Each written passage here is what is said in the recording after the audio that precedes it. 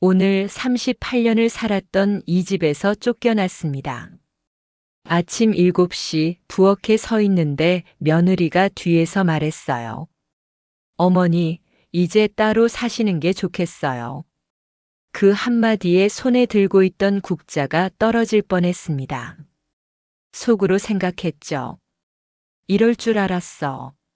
사실 알고 있었거든요. 한 달 전부터 느꼈어요. 아침상에 내 밥그릇만 다른데 놓이기 시작했을 때부터요. 거실에서 TV를 보면 며느리가 방으로 들어가 버렸고 내가 부엌에 들어서면 대화가 멈췄어요. 나는 이 집에서 이미 손님이었습니다. 아니, 손님보다 못한 존재였죠. 손님은 떠나면 그리워하는데 저는 떠나면 시원해할 대상이었으니까요. 알겠다. 그렇게만 대답했어요. 목소리가 떨리는 걸 들키고 싶지 않았거든요. 며느리는 아무 말 없이 방으로 들어갔고 저는 그대로 30분을 부엌 의자에 앉아 있었습니다. 움직일 수가 없었어요. 이 집에서의 38년이 주마등처럼 스쳐 지나갔거든요. 60살이 되면 이런 일에도 익숙해질 줄 알았는데 그게 아니더라고요. 나이가 들수록 더 아픈 것도 있더라고요. 짐을 싸기 시작했습니다. 옷장을 열었는데 손이 자꾸 멈췄어요. 이 스카프는 손자 준호가 초등학교 5학년 때 용돈 모아서 사준 거예요. 저 앞치마는 남편하고 시장 갔다가 같이 고른 거고요. 하나하나가 다 추억이었습니다. 버릴 수도 가져갈 수도 없는 것들이었죠. 그때 창가 쪽 화분이 눈에 들어왔어요. 제가 3년 전에 심은 무궁화였는데 아직 작지만 꽃망울이 맺혀 있었어요. 속으로 중얼거렸죠. 미안하다. 너마저 두고 가야 하는구나. 가방을 들고 현관으로 나왔을 때 며느리도 아들도 보이지 않았습니다. 준호만 학교 가기 전에 잠깐 나와서 저를 봤어요. 할머니, 어디 가세요? 응, 할머니 시골집에 좀 다녀올게. 언제 와요? 곧 올게. 거짓말이었습니다. 언제 올지 저도 모르거든요. 아니, 다시 못 올 수도 있죠. 준호는 고개만 끄덕이고 학교로 갔어요. 뒤돌아보지 않았습니다. 그 뒷모습이 너무 외로워 보였어요. 신발을 신으면서 눈물이 툭 떨어졌습니다. 바닥에 떨어진 그 눈물 자국을 아무도 닦아주지 않겠죠. 문을 닫는 순간 이상한 생각이 들었어요. 이 문이 다시 열릴까? 내가 다시 이 집에 들어올 날이 있을까? 엘리베이터를 타고 내려가는데 거울에 비친 제 얼굴이 낯설었습니다. 흰머리가 이렇게 많았나? 주름이 이렇게 깊었나? 60대가 된 지 벌써 3년이 지났는데 여전히 거울 속 제 얼굴이 낯설어요. 이게 정말 나인가 싶었죠. 밖으로 나오니까 차가운 바람이 뺨을 때렸습니다. 11월 초였거든요. 길을 걷는데 붕어빵 냄새가 났어요. 문득 준호가 떠올랐습니다. 작년 겨울에 손 꼭 잡고 같이 붕어빵 사 먹으러 갔었죠. 할머니, 저 팥 들어간 거 좋아해요. 그때 그 아이 손이 얼마나 따뜻했는지 아직도 기억나요. 그 온기가 아직 손끝에 남아있는 것 같았습니다. 기차역 벤치에 앉았어요. 기차 시간까지 1시간 30분이나 남았는데 갈 곳이 없었거든요. 휴대폰을 꺼내 사진첩을 열었습니다. 준호가 활짝 웃는 사진이 있었어요. 그 아래 메시지함을 봤죠. 할머니 보고 싶어요. 빨리 와요. 한 달 전에 받은 문자였습니다. 그때는 답장을 못했어요. 뭐라고 써야 할지 몰랐거든요. 지금도 모르겠어요. 그 한 줄을 보는데 눈물이 또 났습니다. 그때 깨달았어요. 세상에서 나를 진심으로 부르는 목소리는 그 아이 하나뿐이라는 걸요. 60살이 넘어서야 알게 된 진실이었습니다. 기차가 들어왔어요. 사람들이 우르르 탔지만 저는 한참을 그대로 앉아 있었습니다. 정말 가야 하나? 여기 남으면 안 될까? 하지만 남을 곳이 없잖아요. 결국 일어나 기차에 올랐습니다. 좌석에 앉아 창밖을 봤어요. 도시의 불빛들이 하나둘 켜지기 시작했습니다. 기차가 천천히 움직이기 시작했죠. 철로 위를 구르는 소리가 심장 박동처럼 규칙적이었어요. 그 소리를 들으며 속으로 되뇌었습니다. 이제 정말 끝인가? 내 인생이 이렇게 끝나는 건가? 아니야, 아직 끝난 게 아니야. 그렇게 스스로를 다독이면서도 솔직히 확신은 없었어요. 해가 완전히 졌습니다. 어둠 속에서 기차는 계속 달렸고 저는 그 어둠 속으로 점점 깊이 빨려 들어가는 기분이었어요. 시골집 문을 열었을 때 저는 이 집에서 죽을 수도 있겠다는 생각을 했습니다. 먼지 냄새가 코를 찔렀어요. 10개월 만에 돌아온 집이었죠. 전등 스위치를 올렸는데 깜빡거리더니 겨우 켜졌습니다. 희미한 불빛 아래 모든 게 낡아 보였어요. 벽지는 군데군데 떨어져 있었고 천장에는 거미줄이 쳐져 있었습니다. 한참을 현관에 서 있었어요. 들어가기가 무서웠거든요. 이 집에 들어서는 순간 정말로 혼자라는 걸 인정해야 할 것 같았으니까요. 벽시계가 똑딱 똑딱 소리를 내고 있었습니다. 남편이 30년 전에 산 시계예요. 고장 났을 거라 생각했는데 아직도 살아있더라고요. 그 규칙적인 소리가 오히려 섬뜩했어요. 이 집에 나 말고 살아있는 게 시계뿐이라는 생각이 들었거든요. 부엌으로 걸어갔습니다. 싱크대 위에 양은 냄비가 그대로 있었어요. 남편이 살아있을 때 매일 아침 된장국을 끓이던 냄비였죠. 손잡이를 만졌더니 차가웠습니다. 7년 전 그 사람이 떠난 뒤로 한 번도 쓰지 않았거든요. 여보, 오늘 국간이 딱 맞네. 그렇게 말하던 남편의 목소리가 들리는 것 같았어요. 근데 아무 소리도 없었습니다. 텅 빈 부엌에서 나 혼자 서 있을 뿐이었죠.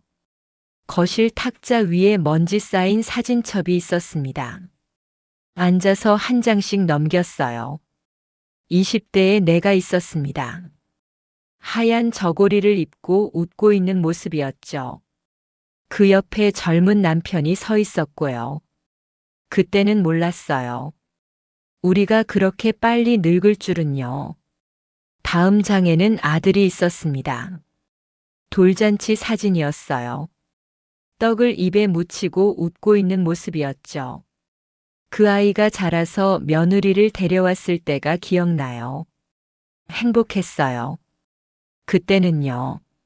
손자 준호가 태어났을 때는 더 행복했고요. 할머니 하고 뛰어오던 그 작은 발소리가 아직도 귓가에 맴돌아요.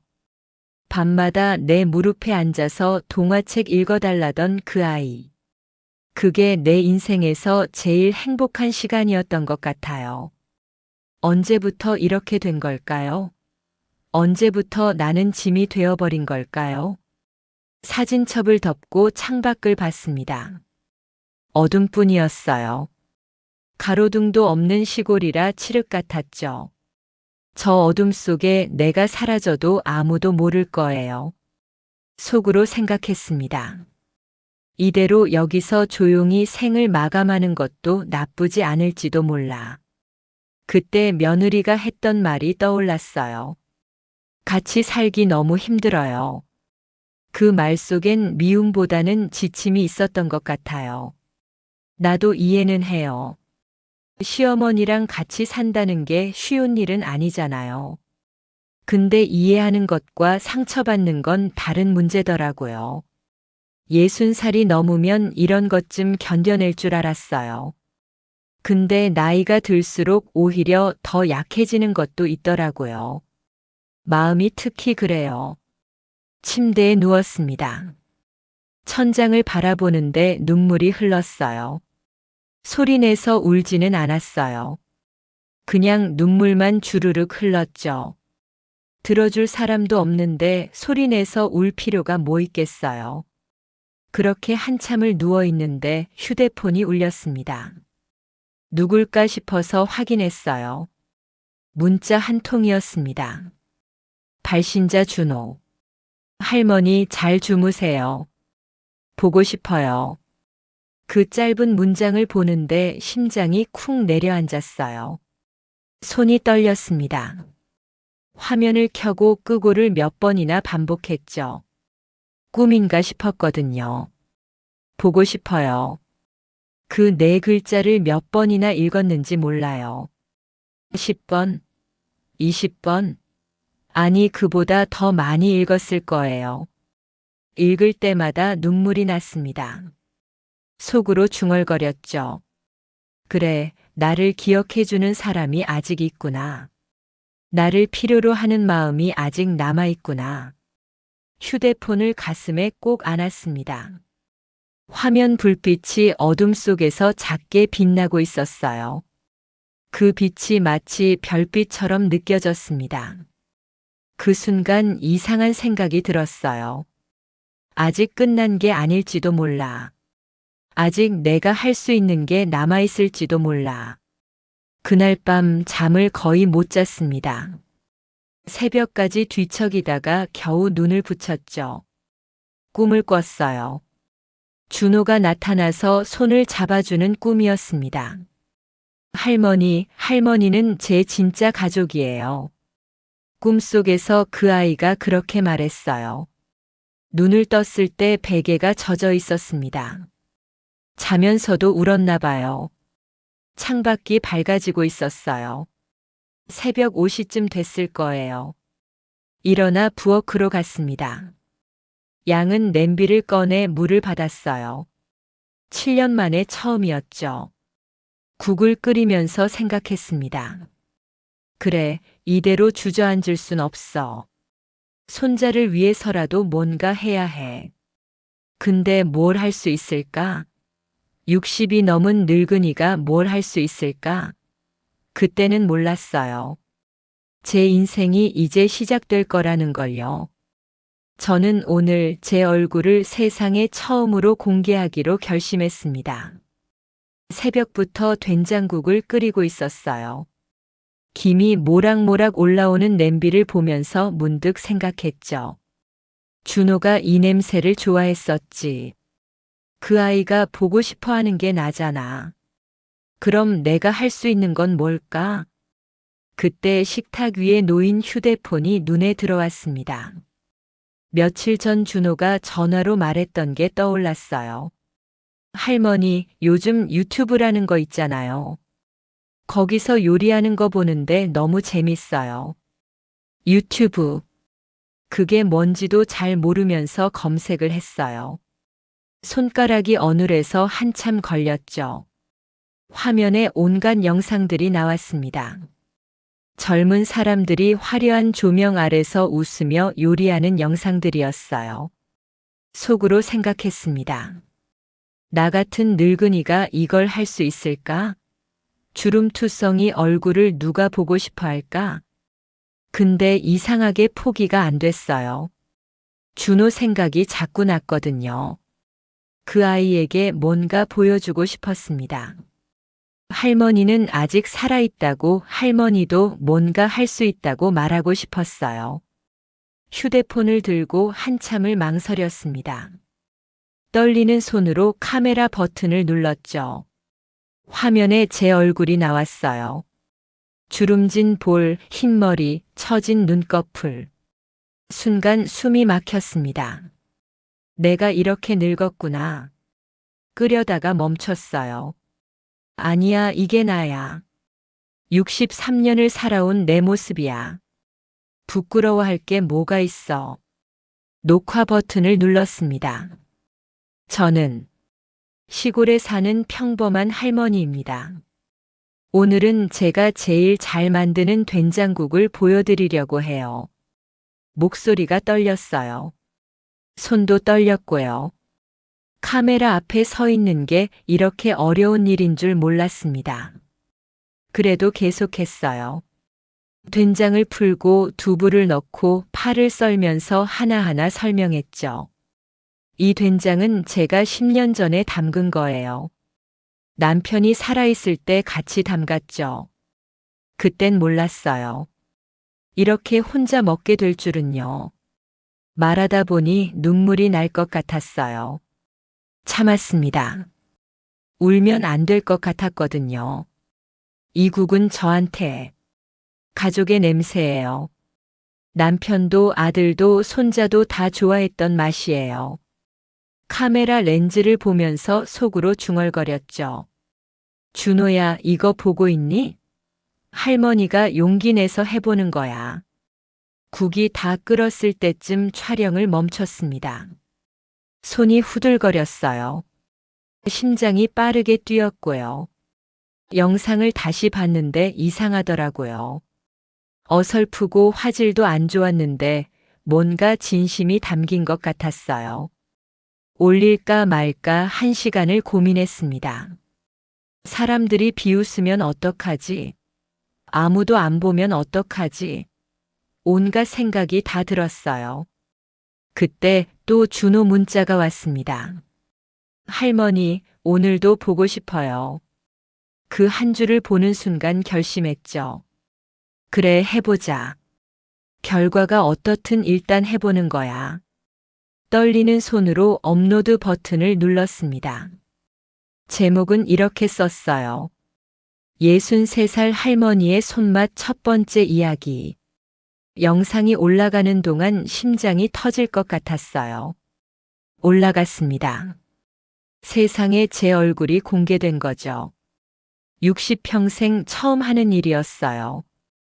그날 밤 잠을 못 잤습니다. 1시간마다 휴대폰을 확인했죠. 조회수 5회.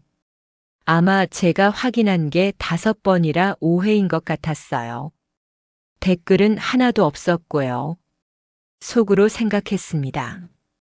그래, 이럴 줄 알았어. 누가 늙은이 영상을 보겠어. 근데 포기하고 싶지 않았어요. 다음 날 아침 또 국을 끓였습니다. 이번엔 미역국이었어요. 또 촬영하고 올렸죠. 조회수는 여전히 한 자릿수였어요.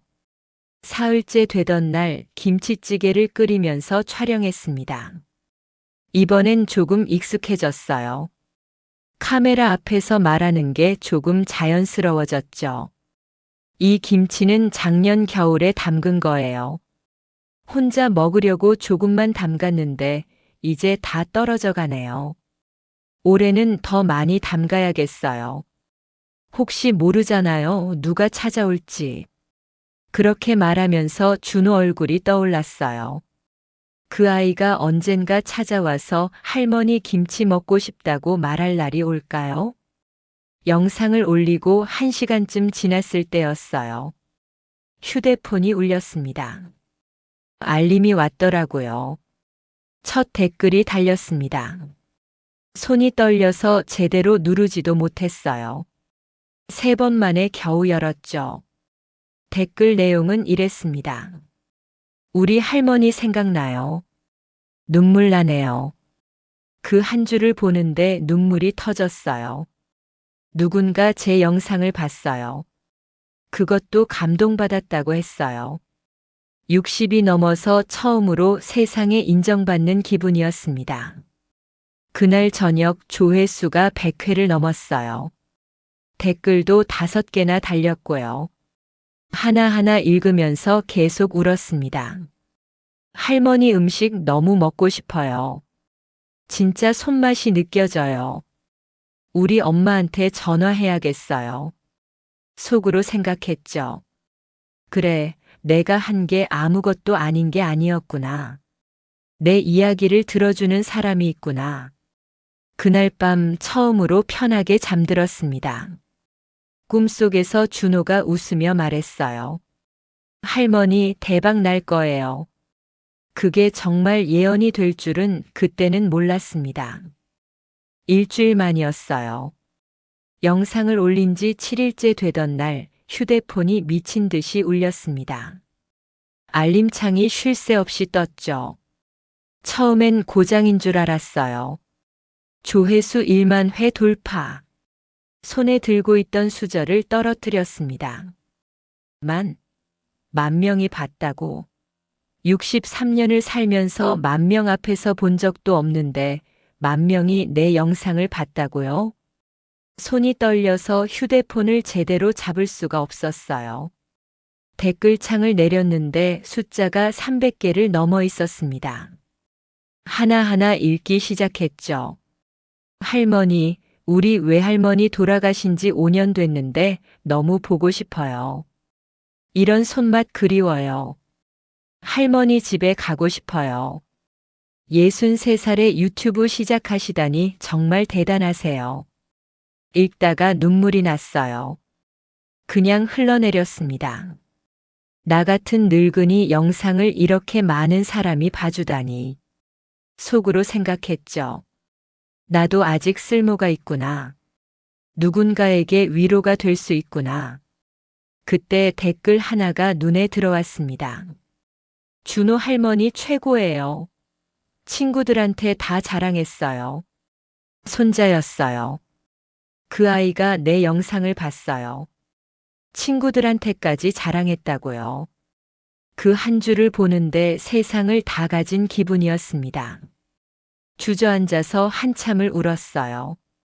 그날 저녁 낯선 번호로 전화가 왔습니다. 8시쯤이었을 거예요. 누굴까 싶어서 받지 않으려다가 받았죠. 여보세요? 어머니. 그 목소리를 듣는 순간 심장이 멎는 줄 알았어요.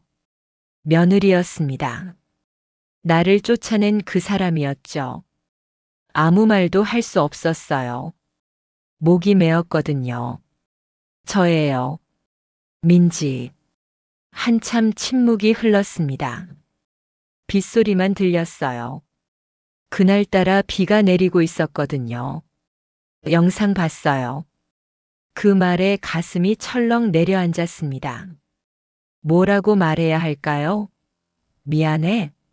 아니면 화내야 할까? 머릿속이 복잡했어요. 정말 대단하시네요. 어머니가 이런 걸 하실 줄 몰랐어요. 대단하다고요? 나를 쫓아낸 사람이 지금 나보고 대단하다고요? 화가 나는 동시에 뭔가 이상한 감정이 들었어요. 그동안 많이 힘드셨죠? 그 질문에 목이 막혔습니다. 대답할 수가 없었어요. 힘들었냐고요? 죽고 싶을 만큼 힘들었죠. 매일 밤 울었어요. 아무도 모르게요. 잠깐 뵐 수 있을까요? 할 말이 있어요. 전화를 끊고 한참을 멍하니 앉아 있었습니다. 다시 만나야 하나? 그 집에 다시 가야 하나? 속으로 생각했죠. 이게 정말 옳은 일일까? 3일 뒤 저는 다시 그 집 앞에 서 있었습니다. 비가 내리는 밤이었어요. 38년을 살았던 집, 한 달 전 쫓겨나듯 나왔던 그 집이었죠. 초인종을 누르기도 전에 문이 열렸습니다. 며느리가 서 있었어요. 얼굴이 많이 수척해져 있었습니다. 눈 밑에 다크서클도 있었고요. 들어오세요. 거실로 들어서는 순간 모든 게 낯설었어요. 분명 내가 살던 집인데 남의 집 같았습니다. 소파 위치도 바뀌었고 커튼도 새 걸로 바뀌었더라고요. 근데 한쪽 벽을 보고 깜짝 놀랐습니다. 가족 사진이 새로 걸려 있었어요. 그 속에 제가 있었습니다. 내가 없는 사진으로 바꿨을 줄 알았는데 오히려 더 큰 사진으로 바꿔놓았더라고요. 앉으세요. 식탁에 마주 앉았습니다. 침묵이 흘렀어요. 무거운 침묵이었죠. 며느리가 먼저 입을 열었습니다. 어머니, 그동안 정말 죄송했어요. 고개를 숙이더라고요. 어깨가 떨리고 있었어요. 울고 있었습니다. 그때 제가 너무 지쳐 있었어요. 직장 일도 힘들고 준호 학원 보내는 것도 힘들고 어머니께 짜증내고 상처 주는 말만 했어요. 나도 모르게 눈물이 났어요. 그 사람도 힘들었구나. 나만 힘든 줄 알았는데. 나도 미안했어. 내가 너무 눈치 없었던 것 같아. 내 마음을 몰라줬어. 그녀가 고개를 들었습니다. 눈이 빨갛게 충혈되어 있었어요. 아니에요. 제가 잘못했어요. 어머니는 아무 잘못도 없으세요. 빗소리가 점점 거세졌습니다. 천둥도 쳤어요. 번개가 창문을 환하게 비췄죠. 준호가 매일 어머니 영상 봐요. 친구들한테도 보여주고요. 학교에서 할머니 자랑하느라 난리래요. 그 말에 웃음이 나왔어요. 그 녀석 정말 그랬구나. 그 모습 보면서 깨달았어요. 제가 얼마나 큰 실수를 했는지. 준호한테서 할머니를 빼앗았다는 걸요. 그녀가 내 손을 잡았습니다. 차가운 손이었어요. 다시 같이 지내요. 어머니, 이번엔 제가 잘할게요. 정말로요. 속으로 생각했습니다. 다시 돌아가야 할까? 또 상처받으면 어떡하지? 근데 이상하게 마음 한구석이 따뜻해졌어요. 그래. 다시 한번 해보자. 이번엔 우리 서로한테 조금만 더 다정하게 대하자. 그녀가 처음으로 웃었습니다. 그리고 조용히 말했어요. 엄마. 그 한마디에 눈물이 터졌어요. 10년 만에 처음 듣는 말이었거든요. 엄마. 며느리 입에서 나온 그 한마디가 이렇게 따뜻할 줄 몰랐습니다. 창밖에서 천둥이 쳤지만 저는 더 이상 무섭지 않았어요. 63년 인생에서 가장 행복한 아침을 맞이했습니다. 부엌에서 된장국을 끓이고 있는데 뒤에서 누군가 안았어요. 준호였습니다. 할머니, 좋은 아침이에요. 그 따뜻한 목소리에 눈물이 날 뻔했죠. 이게 진짜일까 싶었어요.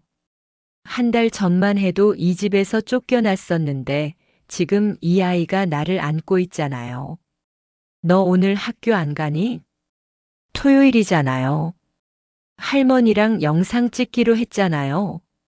그랬죠. 어젯밤 약속했었어요. 이번엔 준호랑 같이 요리 영상을 찍기로요. 그 아이가 학교에서 숙제를 받아왔대요. 가족과 함께하는 요리 만들기였죠. 며느리가 거실에서 카메라를 세팅하고 있었어요.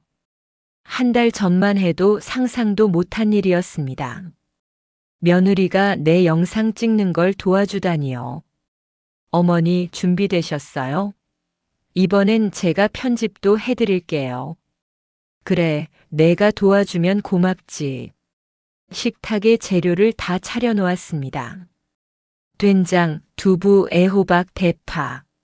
준호가 신나서 계속 만지작거렸어요. 할머니, 제가 파 썰어도 돼요? 그래, 조심해서 썰어봐라. 카메라 불이 켜졌습니다. 빨간 불빛이 깜빡였죠. 처음엔 떨렸는데 이제 익숙해졌어요. 오히려 편안했습니다. 안녕하세요. 오늘은 특별한 날이에요. 제 손자 준호랑 함께 된장국을 끓여보려고 합니다. 준호가 카메라를 향해 손을 흔들었어요. 쑥스러운 듯 웃으면서요. 할머니, 제가 먼저 할게요. 그 아이가 파를 썰기 시작했습니다. 어설프게 썰었어요. 크기도 제각각이고요. 하지만 눈물이 날 만큼 예뻤습니다. 잘한다, 우리 준호.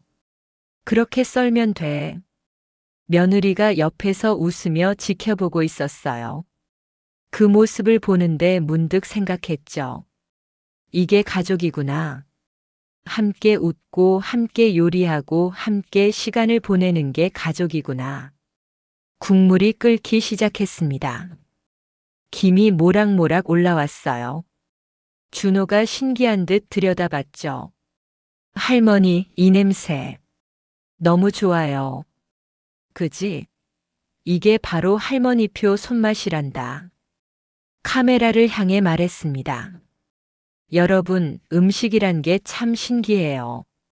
재료는 단순해도 마음이 들어가면 맛이 완전히 달라지거든요. 저는 63살이 되어서야 알았어요. 가족도 똑같다는 걸요. 며느리가 눈을 내리깔았습니다. 눈시울이 붉어졌어요. 저도 목이 메었죠. 서로 조금만 더 이해하고 조금만 더 다정하면 이렇게 다시 함께할 수 있다는 걸 배웠습니다. 준호가 제 손을 잡았어요. 할머니는 최고예요. 그 순간 며느리가 조용히 말했습니다. 어머니, 저도 한마디 해도 될까요? 깜짝 놀랐어요. 며느리가 카메라 앞에 서겠다고요? 그래, 해봐라. 그녀가 카메라 앞으로 왔습니다. 떨리는 목소리로 말했어요. 저는 어머니 며느리입니다. 한 달 전 제가 큰 실수를 했어요. 어머니를 내보냈죠. 지금 생각하면 제가 미쳤던 것 같아요. 눈물이 흘렀습니다. 그녀가 울고 있었어요. 어머니, 정말 죄송해요. 그리고 사랑해요. 그 말에 저도 참지 못하고 울었습니다. 준호도 울었고요. 셋이서 부둥켜 안고 한참을 울었죠. 촬영이 끝나고 식탁에 둘러앉아 된장국을 먹었습니다. 따뜻한 국물이 목으로 넘어갔어요. 이 맛, 이 온기, 이 순간. 평생 잊지 못할 것 같았습니다. 어머니, 이제 된장 담그는 법 좀 알려주세요. 제가 배우고 싶어요. 며느리가 조심스럽게 말했어요. 그래. 이건 말로만은 못 배워. 손으로 마음으로 해야 해. 그녀의 손을 제 손 위에 얹었습니다. 따뜻했어요.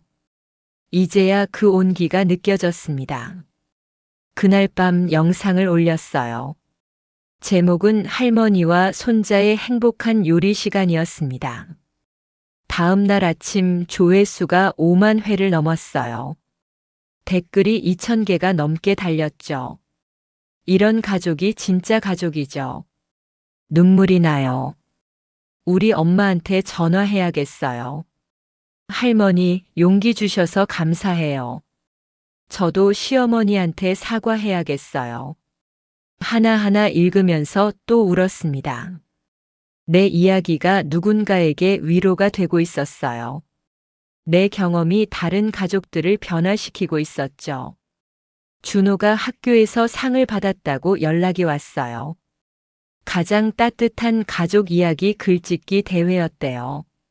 제목이 할머니의 손맛은 사랑의 맛이었다고 하더라고요. 그 말을 듣는데 가슴이 벅차올랐습니다.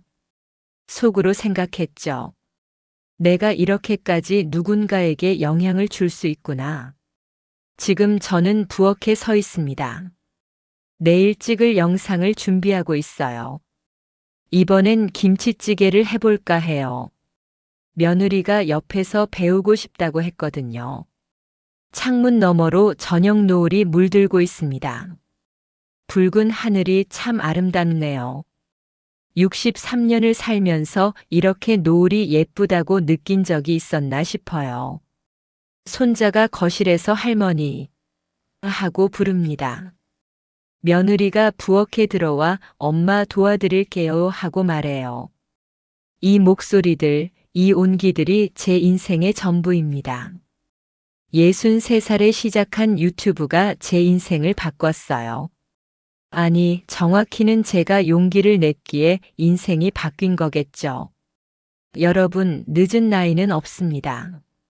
63살에도 70살에도 80살에도 새로운 시작은 가능해요. 저처럼요. 그리고 가족이란 건 포기하면 안 되는 것 같아요. 아무리 힘들어도 아무리 상처받아도 다시 시작할 수 있는 게 가족이더라고요. 오늘도 저는 카메라 앞에 섭니다. 떨리는 손으로 녹화 버튼을 누르죠. 그리고 웃으며 말합니다. 안녕하세요, 여러분. 오늘도 할머니가 왔습니다. 사랑은 결국 다시 돌아오더라고요. 이야기 들어주셔서 감사합니다. 사연을 전해주고 싶으시거나 응원해 주실 분들은 댓글 편하게 주세요. 좋아요, 구독 눌러주시면 이야기 더 많이 전해드리겠습니다. 감사합니다.